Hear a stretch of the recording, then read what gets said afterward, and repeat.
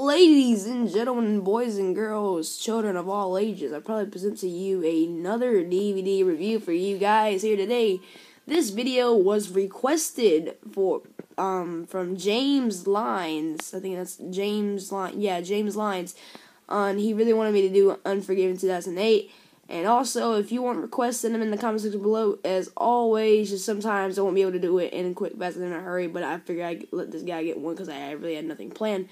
So yeah, and also, speaking of shout-outs, I'm going to give one to TJ Rules, TJ's View Entertainment.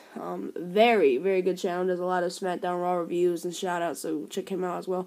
But anyway, let's go ahead and get into the Unforgiven 2008 DVD review. Alrighty. As you can see, we have the cover right here. We got Batista on the cover where he's sitting in the ring. I personally really like this cover. I mean, it's a really nice cover. It's got like the shadows in the background, which is really good. I really like the cover. The cover is absolutely phenomenal. So, Unforgiven 2008, last Unforgiven. Unforgiven. Let's go ahead and open these little things right here. And they went crazy with these little things right there. So, it took you like forever to open the thing after you got the security tape off once you bought it. But anyway, Unforgiven 2008. You got the disc right here spinning around like a boss. And we got a little insert.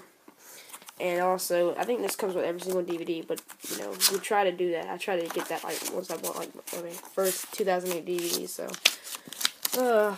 But it does not work, so don't even try it, because they won't give anything out if you don't want to. Wait, okay, I didn't know if that was locked.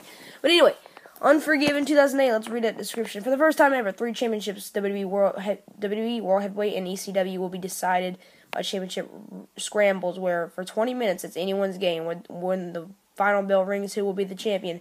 At Furious, Shawn Michaels is driven for an eye when he faces the cold-hearted Chris Jericho in a match so potentially dangerous it's unsanctioned.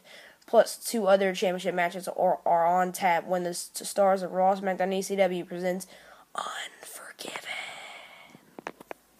Alright, so that's a pretty cool description right there. Unforgiven 2008. This was a good event. It was held in Cleveland, Ohio. Yeah, Cleveland, Ohio, and this was Miz's hometown. So, speaking of the Miz, ECW Championship Scramble match opened up the show with Mark Henry versus Matt Hardy versus Finlay versus the Miz versus Chavo Guerrero. This is a very entertaining match, and I really like this Championship Scramble. If I am correct, I think Matt Hardy and the Miz started off this match, but it was really good.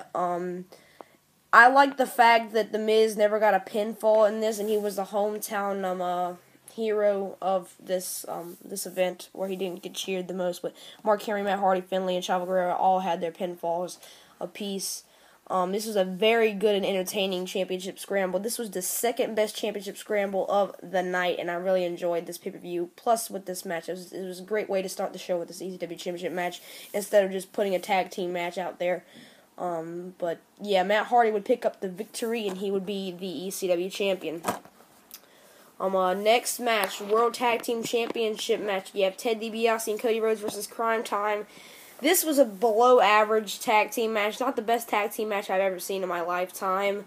It wasn't really that entertaining in my eyes. If I'm correct, I think, yes, the Ted DiBiase and Cody Rhodes won this match, but really, this match was not a very good tag team match in my opinion. It did not have that kind of, little flavor to it that you would think you would have a tag team match between these two.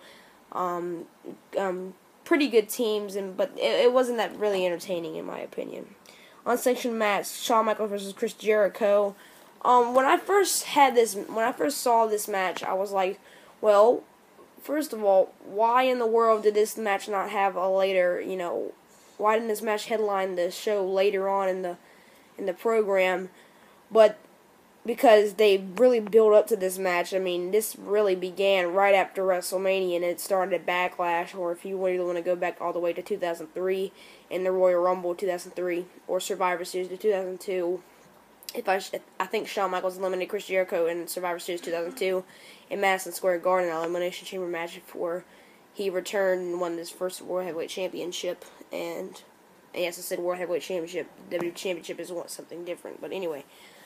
Yeah, but this match was really built up, and then when you think about it, they really plotted out to what was going to happen later on in the show, which played to Chris Jericho's character so well, and I thought that was really good. But yes, this is a good match because you had this good match right here, then you had a decent match, and then you filled in for a really good match right there. So that was really good. Shawn Michaels, Chris Jericho, they tore the house down on this show, which is absolutely phenomenal.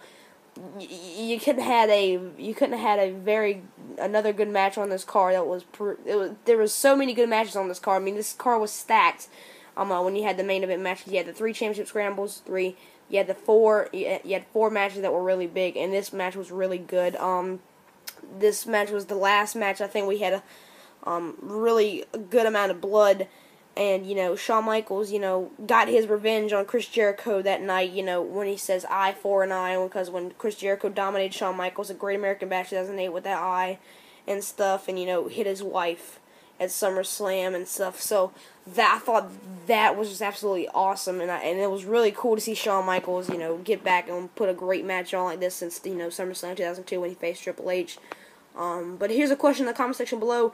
Which unsanctioned match was better, Shawn Michaels versus Chris Jericho 2008 or Shawn Michaels versus Triple H at SummerSlam 2002?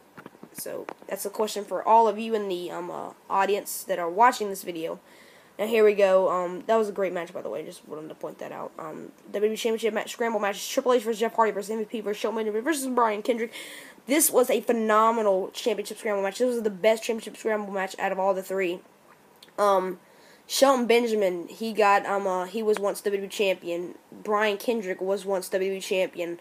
The Brian Kendrick was once WWE champion, and he did a great job. Brian Kendrick did a great job. And when you look at this match, I mean, you really only had 2 guys that would win this, but these guys really put on the show because Brian Kendrick held the title for the most time until, more people started until like Triple H came out at the end, because it was Jeff Hardy and then Shelton Benjamin and then Brian Kendrick and then MVP and then Triple H. I really like Shelton Benjamin, and then Shelton Benjamin should have been the WWE champion. He was the United States champion right now, and Shelton Benjamin at this time, I thought he was doing really good. I thought he could have been a great WWE champion, even if he was going to be a transitional champion. But yeah, I thought it was good. But there's no way you're going to win the title over Triple H clean, and when you're black, no racist, because WWE seems to be racist when they had their champions be very transitional. But anyway, a very entertaining match. Triple H and Jeff Hardy went back and forth with these pinfalls. They'd pin Shelton Benjamin, MVP, or Brian Kendrick, and then in the end, Triple H would pedigree Jeff Hardy just to continue on their feud to No Mercy and Cyber Sunday, and then till Armageddon when Edge comes in and Survivor Series and stuff. So that was very, very good. This match was really good. So Divas Championship match: Michele McCool versus Maryse.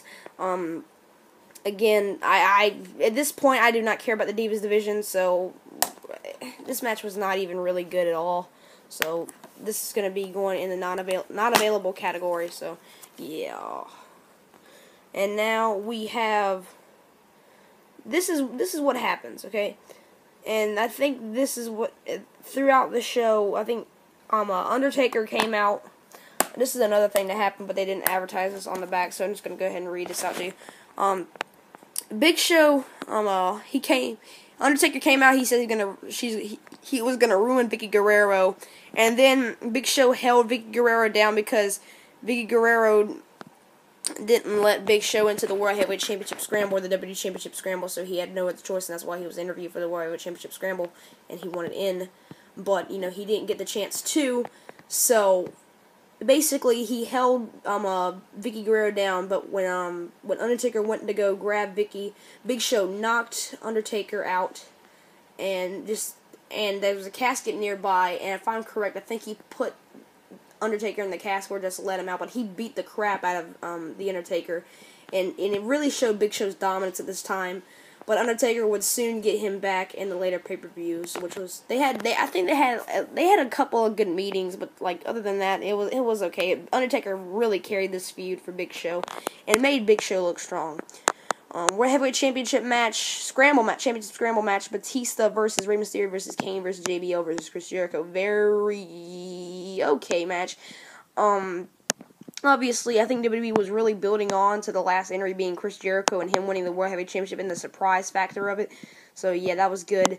And I liked how they carried on the feud with Rey Mysterio and Kane and for No Mercy after this, and Batista and JBL as a number one contenders match at No Mercy for this. So I really like that part and factor of it, and Chris Jericho coming out. This was an okay championship scramble match. This is the worst championship scramble up match out of all the three, in my opinion. And you can look over this and, you can compare them all. But the most entertaining was the WWE Championship match, and the ECW was second, and the World Heavyweight Championship was third. So, yeah, it was okay. Batista would wind up, he was going to Batista bomb Rey Mysterio. Rey Mysterio had a sort of distracted when he was about to put him in a Hurricane Rana and about to put him over for the 619. But Batista had Batista bomb Kane, and Chris Jericho had the 1-2-3 on him, which I thought was really good. So Chris Jericho won. Overall, this pay-per-view is really good pay-per-view. I really suggest somebody pick this up if anybody wants to pick this up. If you haven't picked it up already, it's a really good thing to have in your collection and just to watch over. I mean, I give this thing a watch about some of these DVDs I watch one time and that's it, or whatever, or I'll just, I'll relive it, and sometimes I really like to relive this pay-per-view and watch it over again. So, that's it. Cover going for 6. Peace out.